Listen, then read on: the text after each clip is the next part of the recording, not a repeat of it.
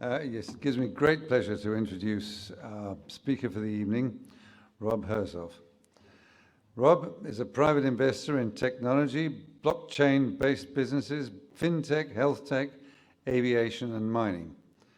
He's one of South Africa's outspoken capitalist activists. He's not politically correct, fights against wokeness, speaks truth to power, and most importantly, names names. He loves golf and cold water swimming. He's married to Kate the Kiwi, as he calls her, and has 4 children. He graduated from business science with business science from UCT and an MBA from Harvard Business School, and he's very proud of the fact he served as an infantry officer in the SADF. I'm sure a few of you others did as well. Please welcome Rob Hersov.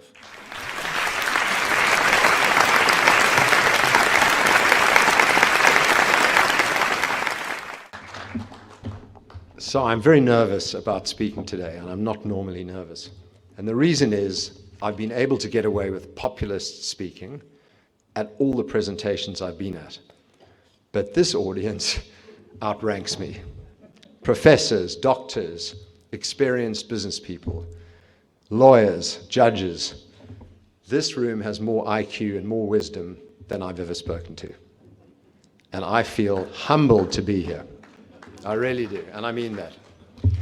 My father, all 96 years of him, was in Hermanus for 6 weeks, with my mother turning 90, in our house turning 80 in the family. My father said to me, "You better tone down your language for this meeting." And that's all the advice he gave me. And I'm very, very proud of him. In fact, I said if he was sitting in the audience tonight, I'd be twice as terrified because he'd be judging everything I said and telling me afterwards. And only one worse would be my wife. So I left her in Cape Town. You know, Hermanus is famous for a lot of people. But the one you probably know about, that most people don't, is on one of the plaques at the gun in the square, at the bottom in the middle. And you all would know of the Great Escape in the Second World War. So squadron leader Roger Bushell from Hermanus led the Great Escape. And it wasn't a Hollywood movie, it was the real thing. And people think that I'm making these speeches and I'm very brave, I'm very courageous. But that's bravery and that's real courage. This has its downfalls. This has real pitfalls, financial and others, and I'll tell you about them. And I sometimes wonder why I'm doing it. In fact, I don't know why I'm doing it, because I'm not running for politics. I'm really not. And I'm not trying to build a YouTube following. And I'm not on social media. I'm not on Facebook, LinkedIn, Twitter, or Instagram, and never have been. So why am I doing it? The reason I'm doing it, and I'll bring in another aviation analogy here, is my father said, "You're one of the first dam busters. You've cracked the dam, and the dam is going to break. And you're going to give other dam busters the courage to start saying what they should have been saying all along." And in my populist rhetoric, I say, "Footsack ANC." And I've got stickers on my car just to prove that you could have stickers on your car and get away with it. Now, I know it's the Western Cape. You might have second thoughts in KZN. But I was handing stickers out when I went to buy an ice cream a few days ago. I was handing stickers out to all the people, saying, "Put this on your car, put this." And they all were laughing and happy and said they would. I wonder if they did. But this one lady said to me, "No, my car might get scratched." And I thought about that comment.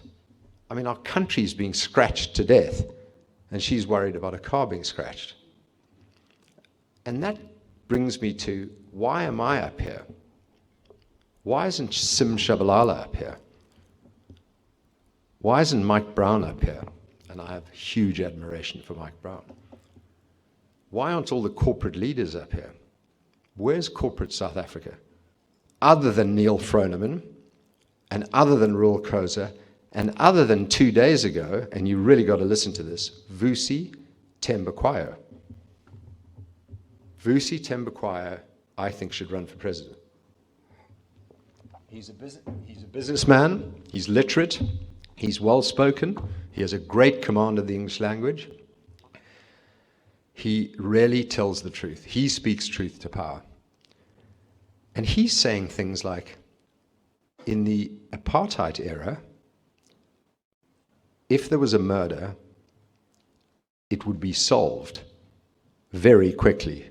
If there was a robbery, it would sometimes get solved within 24 hours.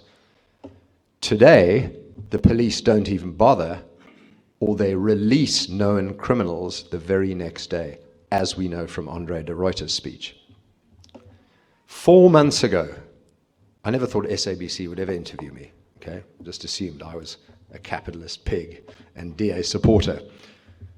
They interviewed me, and instead of a 5-minute interview, we went for 20 minutes, and they made 3 segments. And the one segment, which you can look at on YouTube, which has had over 500,000 views, was 4 months ago, and I said, Eskom is unfixable. It is run by the mafia. And I mentioned the various mafias. Nothing happened. But it took Andre de Ruyter to say it to prove that I was right. And we all know it, and we've all known it for 10 years. The Zondo Commission came out and proved it. And what has happened? Nothing. How many people have gone to jail under Cyril Ramaphosa for corruption? None.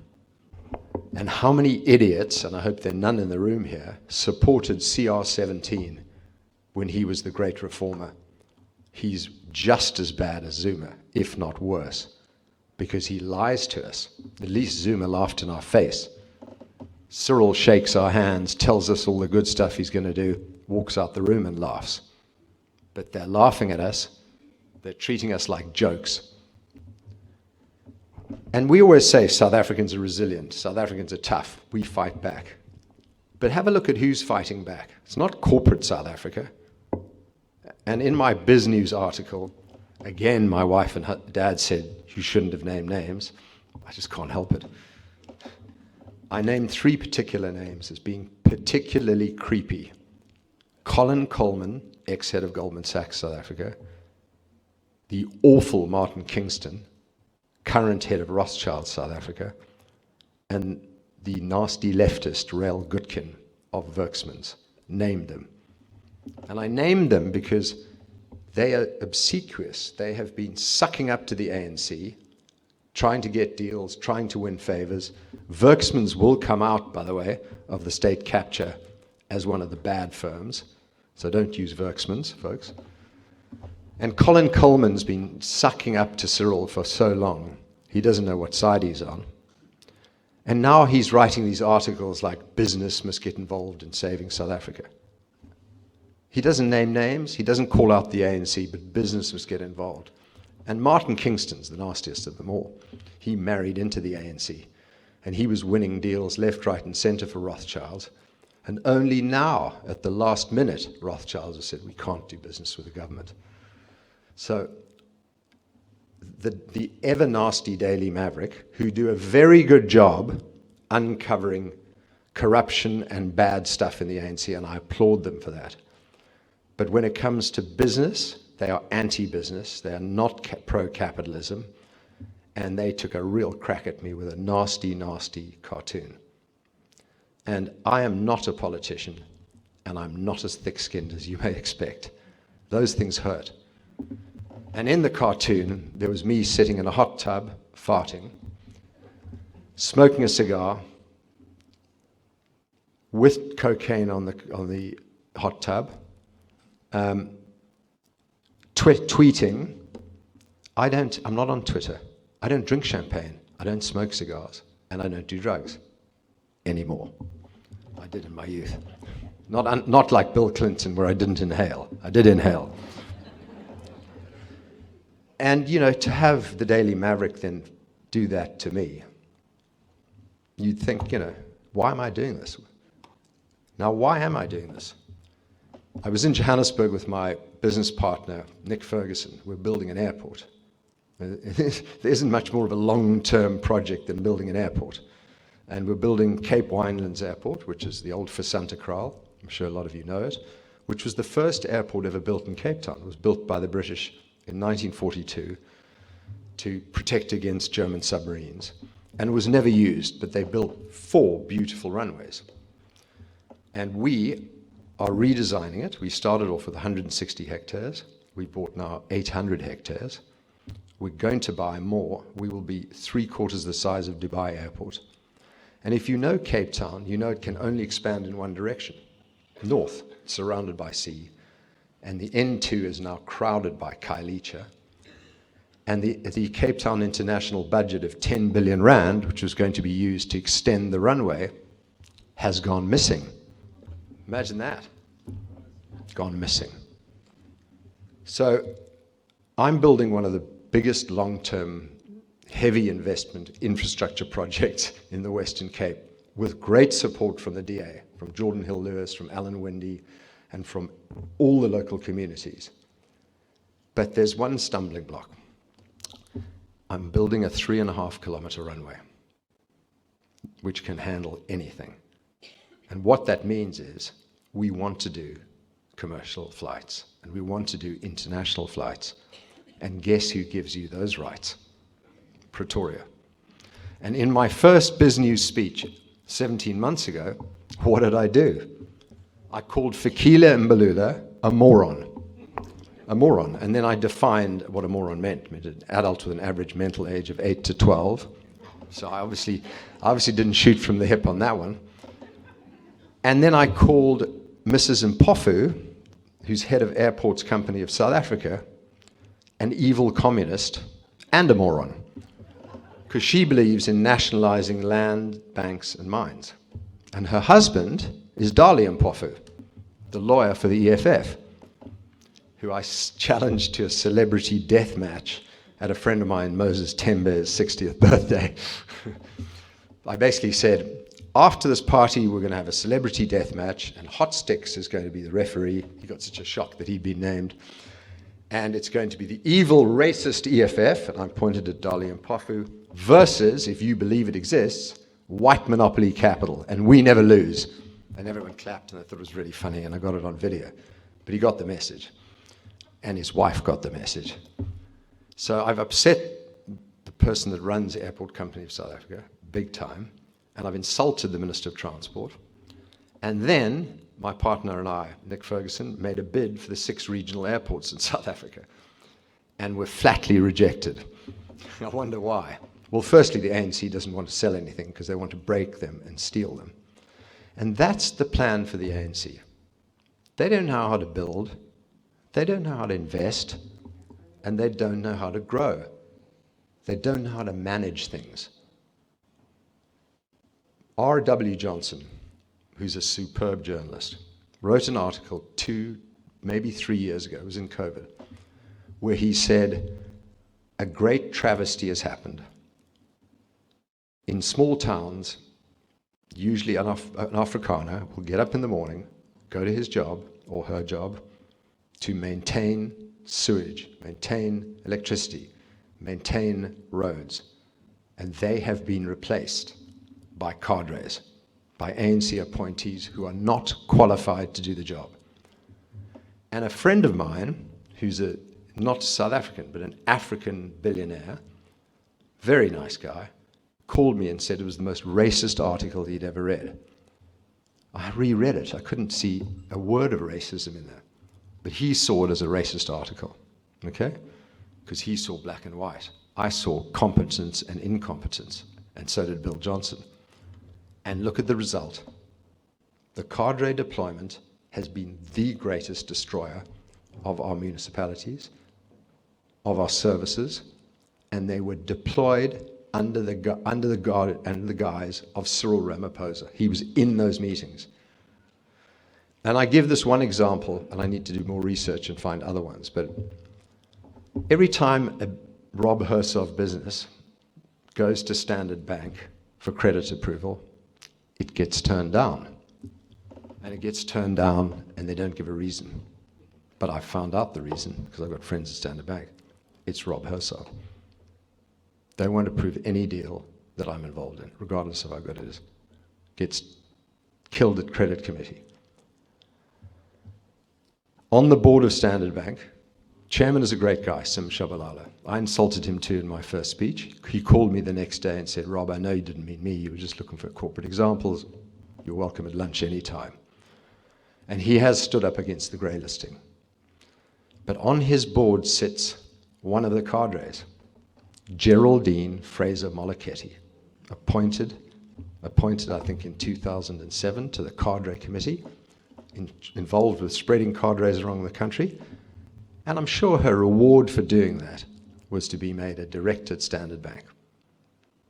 Now imagine being the CEO, the CFO, and executive director of Standard Bank, and having that witch, monster, sitting at your board, watching everything you do, reporting it back, and warning you in the corridors not to step out of line. Plus, you've got BE, which I've called theft. And you've got on every corporate board, BEE. And the BEE people can be good people, can be good businessmen, but deep down they feel like they were kind of given it. They feel they might not have deserved it. And I think that's why they're not speaking out, because they feel beholden to the ANC that gave them their wealth. Now, Patrice Motsepe is a different example. He bought Angloval Mining, our mining business, and it's now African Rainbow Minerals. And he's actually a good guy. I like him. And to his credit, he was the first person in Africa to sign the Giving Pledge. And the Giving Pledge is Bill Gates and Bezos and others get you to sign away, I think it's a third of your wealth on death, to charity. That's a big call. It's a good thing to do. Might have been better if the charity had been in South Africa, but it was a good thing, and I applaud him for it. But he still gives money to the ANC. I think he gives money to the DA too. Work that out. Hedge your bets. So I'm down on corporate South Africa. I've called them cowards, colluders, and I've had a number of them reach out to me and say, Rob, we need to talk to you. No one wants to put anything in writing to me, by the way, because they know I'll repeat it. And they come and see me and they say, look, we do a huge amount. Sean Summers was particularly angry with me. He said, you don't realize what corporate South Africa does. I said, no, I don't. Nor does the man in the street. We have no idea. It doesn't show. And Mike Brown said to me, he said, you know, we are active members of BLSA. I think he was chairman at the time. We produce incredible white papers, and we have fiery meetings with Cyril. I go, Mike, white papers. Who reads white papers? ANC don't. Half of them can't read. So who reads the white paper? You do, because it's an echo chamber, and you're interested, and you understand what they say, but the broad masses don't. So what's the impact of a white paper? He said, but we have fiery meetings with Cyril. I said, yeah, but in closed doors, where he promises to change things and then walks outside and laughs at you. And anyway, nobody sees these things happening. So everyone assumes nothing's happening. And none of them stand up and say anything like I've been saying. None of them. Imagine one of those people I've mentioned going, footsack ANC, outside Luthuli House. I doubt it. The next argument they make is, and I won't mention the name for this one, but he says he's one of the wealthiest people in South Africa, and he's in mining, and he's an individual. He said, but I might not get my mining rights renewed. Okay, that's selfish. Then somebody else will say to me, you know, we've got BE and we've got people on our board. And I said, but you're the chairman or the CEO. You should give the leadership. You should stand up and say, don't we all agree the ANC is destroying this country? Let's say it. Everybody has an excuse not to do it. And now let me pick on all of you, if I may. You remember I am controversial. There's a lovely lady in Hermanus called Jobre Stassen who's driving the Cliff Path Action Group.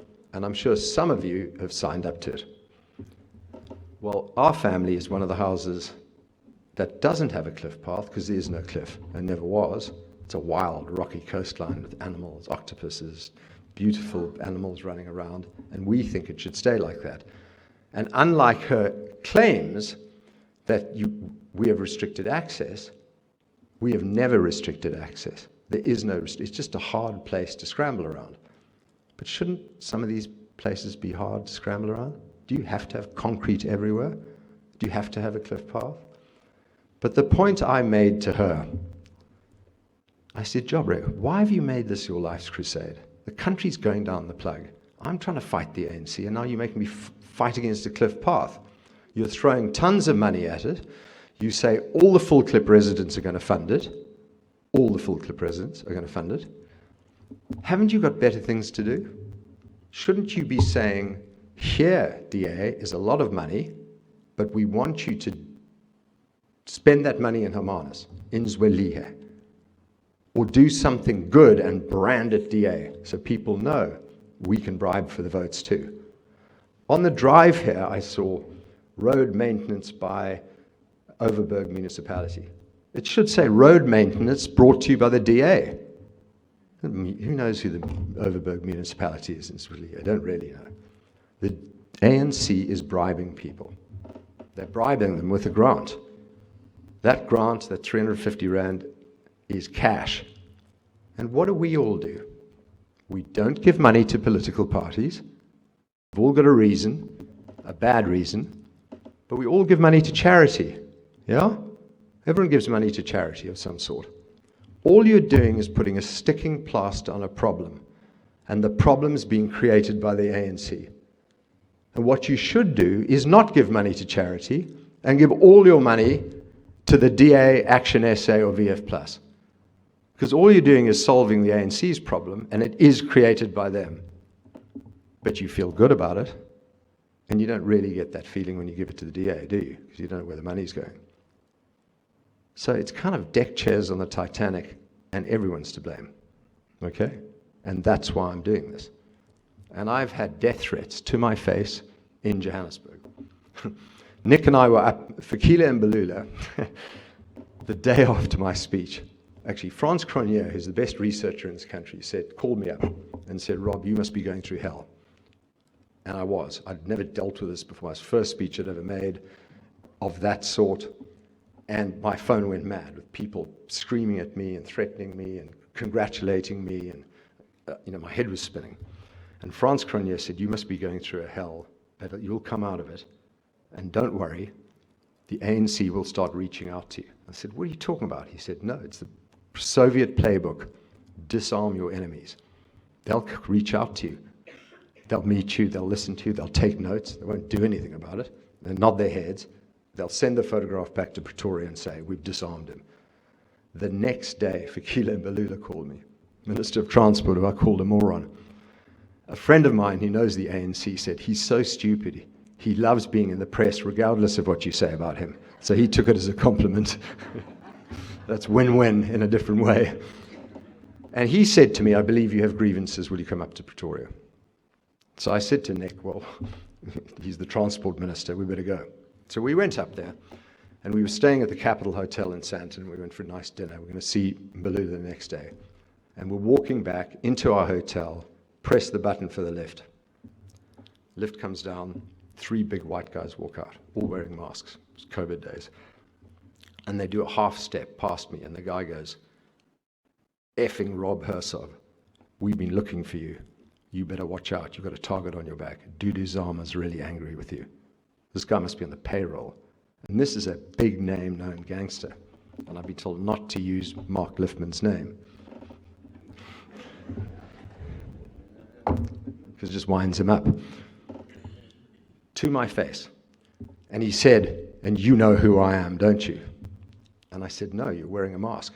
And I could hear Nick Ferguson go, we're dead now. Anyway, I've had lots of those things. I've had Standard Bank kill me on the credit policy. I was raising a $200 million Africa Technology Growth Fund. Myself, 2 Swedes, 1 billionaire, one of the best tech investors in the world, we're going to put up $20 million. Me, 5 million, Hans, 5 million, Niklas, 10 million. And we would get, each would get 15% of the carried interest. So a fund manager gets 20% carried interest. I would have got 15% of that and 5 million put in for building the fund. We got to $120 million just on private investors and unicorn investors. We had $75 million from unicorn investors. A unicorn is a business that's gone beyond $1 billion. So these are people that have founded tech businesses that are worth billions, putting money into our fund to invest in technology in Africa. How good is that? What an ecosystem. But when we got to 120 million, we were kind of running out of unicorns and running out of family offices that gave a damn about Africa. And you know how hard it is to raise a first-time fund for Africa in technology. I mean, people just say, you've got to be crazy, forget it. You know, Africa, technology, come on. Anyway, at 120 million, we started running out of speed. And then we got the call from the DFIs. And if you don't know what a DFI is, it's a development finance institution. And all the Western countries have them. And they invest in emerging markets. And in some cases, they invest soft money, but it's always equity. So they don't expect great returns, but they expect returns. But it's great money to have for a first-time fund because they come in bulk and they come in together. And Swed Fund, BII, the British, and I'm a British citizen, and the Americans who tag along with what the British do, and Standard Bank, came to us and said, this is a brilliant investment, we want in, we'll put $50 million in, but not if Rob Hersov gets any economics. And not even economics on the money I'd brought in. So if you think I'm doing this for fun, or for ego, or for any other reason than I believe in this country, I believe in you, because most of you don't have the options I have. I can get on a plane and fly out of here. Most of my money's overseas.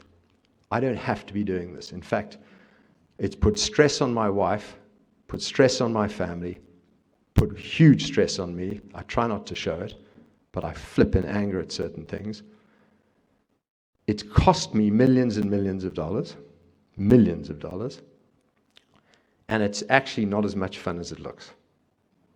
The only upside is people walking up to me on the streets and saying thank you, and shaking my hand, thank you for what you're doing. But it's very, very lonely up here because no one else is doing it other than Neil Froneman, Rul Koza, and Vusi Tembakwaya. And that's such a big one, to have such an intelligent, wonderful, entrepreneurial, capitalist, black friend of mine saying what I'm saying. And I know the dam buster has done his job because the dam is beginning to crack. And more people are saying Futsak ANC, more people are sticking stickers on their car, and hopefully more people will divert their extra money to back the opposition parties. And I always say the DA, they are at 25% of the vote. VF Plus is at 2%. And Carter's going to be at 4%. These are the good guys. Cope and ACDP, I mean, I haven't a clue about them. They'll be 1% and 2% and 3%. And Action SA is the swing vote, could get to 10, 15. But we're not at 51. So we need everyone to vote. And did you know in 2019, 17 million people voted, but 18 million didn't vote. 55% didn't vote. Registered voters, or should be registered voters. And the reason they didn't vote, which is the question you wanted to ask, some don't believe in politics. Some are just gutful and say nothing changes. Some are too lazy, and I think of my 23-year-old son. I'd have to go there, get him out of bed, and walk him to the, it's just... But it's mostly the young, because they look at these old madalas in the cabinet who are complete cretins, and they think, well, what's the point, Is this, what's the point? And they are cretins. The fact that the age here is slightly higher than normal. This is wisdom, and serious wisdom. I heard a wonderful thing about the 3 phases of life, which feeds into this incredible organization. And it's time, health, what was the third one?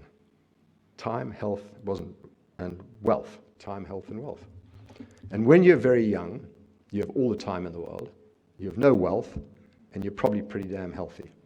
And in that middle period, when you're working like crazy to do whatever you do, you've got no time, you're developing wealth, and your health is probably still pretty good. You know, working out, going to gyms, playing paddle, my new business. But then you get to your third age, which I'm into. I'm 62, so I presume I qualify. Do I? Nearly, okay, one more year. It's ridiculous people retire at 62. I mean, that's when you're absolutely at your best. I don't get that. But anyway. And in your final phase, it is final phase, you have time again, you have wealth. Health is probably going. You know, 2 days ago, my dad said, well, Mum's back's not in good shape. Not in good shape. And when he says that, he means it. You know, he's always pretty calm about things. 3 months ago, he said, just casually, while I was making tea in Johannesburg, he said, well, like Auntie Rona, I've got macular degeneration. So I'll probably be blind in 2 years. Just casually said it. And I said, well, what does that mean? What should we do? He said, no, I'll just learn Braille. And then he carried on. You know, he's that type, tough as nails. But, you know, I'll probably get it. It's genetic. So we are at that point where we can commit wealth and wisdom. And the fourth bit I was thinking when I sat down there is wisdom, because when I realized that I was speaking to the wisest crowd I've ever spoken to, I realized that we have the wisdom and the wealth and the time, and we should put it to good use. And that's what I'm trying to do. I'm just doing this because I actually believe in this country. I wake up in the morning and I feel depressed. I feel hurt by what people say. Some very close friends of mine won't speak to me. One of my closest friends, I seem to have upset, Johan Rupert. I was on his board for 10 years. I played in 19 Dunhills. If you're golfers, you'll know what that means. Haven't been invited back, haven't been invited. I don't know what I've said. I went through all my speeches to try and work out what I'd said. But the little clue, Gaynor said at the once, he's too political. Too political? Shouldn't we all be too political? Our country's going down the plug. We should be political. We should be standing up and calling out the ANC. We should be saying footsack. And we should bring them down because they deserve to be brought down. How am I doing on time? 5? So what do? We are facing a coalition government. We are. And to their credit, Helen Zille and the excellent Corné Mulder of VF Plus of the Western Cape spent a number of weeks in Belgium and Denmark studying European coalition governments. Germany has a coalition government. Sweden has a coalition government. Israel has a coalition government. They're difficult, but they function. And that's where we're heading. And it's either a coalition of the good, led by the DA, but backed up by Action SA. I mean, they're all fighting with each other at the moment, but they'll get their act together. So DA, Action SA, Inkatha, definitely the good guys, COPE, ACDP, VF Plus, and the one you don't believe in, the Patriotic Alliance. We will have Gayton McKenzie on our side come the election. He is an anti-communist. He does speak up against racism against whites. He did an incredible job as mayor of the Central Karoo in the 8 months he was there. He is the kind of guy that should be running Eskom because he knows how to deal with the mafia. He said to me, a white guy can fix the balance sheet, can fix operational excellence, can sort out the power stations, but he can't handle the mafia. The mafia is David Mabuza, Pravin Gordhan, and the gangsters behind them. And the problem is, you can attack the ANC, you can attack politicians, but once you attack the trough, that's when you get a target on your back. And the reason I haven't been knocked off, so I've been told, is I'm not in politics. I'm not a threat. I'm an irritant. They don't like me. Gwede Mantashe. Listen to this, if you will. So I got a friend of mine to give me all the ministers' mobile phone numbers. You never know when you're going to need them. I have them all. You know, you're stuck at customs, you call Aaron Motsoaledi. He doesn't like me and say, Aaron, I'm going to kick up a scream unless you sort this out. Bang. How do you get my mobile? Don't worry about that. And it works. I had all the ministers' numbers on my phone. I was in Stockholm having breakfast, and I saw on my phone Gwede Mantashe calling. So I got my other phone, videoed it, put him on the call. So I was videoing my call, recording it. He was calling to address the issue that I'd called him incompetent. A minister of mines and energy calling me to say, I'm competent, I know mining. I worked for Anglo-Vol for 7 years, your father's company. I learned mining there. I know mining. I thought, what sort of human being is this that's trying to persuade me he knows what he's doing? Think about that for a second. They are rattled big time. And what's rattled them the most is load shedding, because it affects every single human being on this country. Transnet's been destroyed, but the average person in the street doesn't care. They just see businesses shifting all their produce to trucks.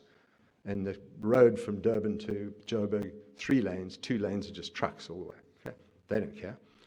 SAA being destroyed. No one flies SAAs really here. So they don't care. And anyway, FlySafair and Airlink have stepped into the breach. Thank goodness. So nothing has really touched the masses until load shedding, because load shedding fundamentally changes their lives to the negative. So you need to donate to the DA and political parties, please. Please, please, please. You need to get those lazy teenage children and grandchildren of yours to register and vote. You need to get your friends overseas who haven't emigrated but are living overseas to register and vote. There must be 1 million South Africans abroad, and they are immensely wealthy. There are 30 South African-born billionaires overseas that I've identified, and 5 in South Africa. Do you know the richest 2 people in Los Angeles are from South Africa? 1 and 2. Elon Musk and Patrick Soon-Shiong from the Eastern Cape. Have you heard of Vincent Mai in New York? The 2 guys that founded Monster Drink, both South African. Have you heard of Pierre Nordier from Worcester? Founded a business called Encino, which is a cloud back-end for banks. Listed his business on the NASDAQ 2 years ago at $7 billion US. It's a Worcester boy. They're everywhere, making a fortune, but they're not coming back. And very few are going to give money to South Africa. That's the saddest of all. And what that means is you're in the front line. It's you. You can save South Africa, but you need to step up. I'm stepping up. I'm showing you it can be done. I haven't been killed. If you see that red sniper light coming, you don't even have to duck, because it's for me. And I make an easy target. But they're rattled. The ANC are rattled. If the ministers are calling me to explain how competent they are, to pretend to help me, Cyril is completely rattled, because I keep calling him the minister that turned the lights out in South Africa. And he doesn't want to go down with that reputation. So just repeat after me every day. Cyril's the president that let the lights go out. Let's get that as a narrative. And they're really rattled because behind them are the people stealing and have got them hostage. Why has Cyril not changed his cabinet? I mean, Lindiwe Sisulu is useless in every post she's been in. So is Fikile Mbalula. And then she tries to do the Tottenham Hotspur sponsorship. You read about that? I know Daniel Levy, who runs it, and Joe Lewis, who owns it. And I sent them very tough messages. I said, if you do this, I'm going to have every South African in London protesting outside Tottenham Hotspur. And I will. That deal won't go through. So what do we do about it outside of politics? I've given you the political angle. I'm trying to help the coalition work together. I had to lambaste Helen Ziller, who I adore, on her comments recently on Gayton McKenzie, which were false. And I had Corné Mulder confirm that. So there's a lot of nastiness and mess going on in the coalition, but I think they're feeling each other out, and I hope they're going to get there. But we're only going to get to 42, 43%. That's my worry. The ANC will also get to 40% or 37%, and there sits the EFF. And I don't believe the EFF will ever tie up with the ANC for one simple reason. The EFF will own the ANC, and the ANC know it. Malema is smarter than politically smarter than any of those guys. And he's ruthless, and he's tough, and he's focused. He's also an opportunist. I don't think he is a communist. I don't think he does believe in nationalizing. I don't think he does. He's a capitalist like the rest of us. But he's dangerous, and he's intelligent, and he'd own the ANC, and they know it. He was head of the ANC Youth League. So for that reason alone, the ANC would split. And if there is a good ANC, which I don't think there is, it would then be a split.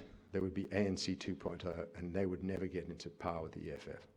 So there's either a coalition of the good guys, somehow we get to 51, or, and I'm kind of getting my head around to this one, a coalition between the DA and the ANC. And Frans Cronje, it makes me ill to say it, but Frans Cronje, who's the best researcher in South Africa, and I would encourage you to get his free research. He deals with a topic every week, and it's 5 pages long, and a quick conclusion, and it's superb. I'll send them to you, Rod, and you can distribute them. He said that 58% of South Africans, and he mainly interviews black South Africans, Soweto, Langa, places like that, would approve of a coalition between the DA and the ANC because it reminds them of 1994 to 2004, when it was coalition of the good. You had competent people, and people worked together. White, black, green, pink, whatever. Everyone worked together, and we had economic growth, and we had employment, and things worked. They look back at those days and say, we could create that. And even though it makes me sick to think the ANC will still have levels of power, I would take that over what we have today. And it's not impossible, particularly if the EFF are threatening to join up with the bad guys in the ANC. So you have those 3 options. You have the ANC EFF, unlikely. The DA ANC, improbable but not impossible. And then we win outright, which we really have to throw everything at, because the election is going to be, in my view, May the 1st, 2024, which means we have 14, 15 months left, 16 months left. I'm doing the math right. One last thing. Have I got 3 more minutes? Yep, load shedding at 8. What time is it now? Should I stop? Give me one last thing. There is a technology solution that we need to adopt here and worldwide.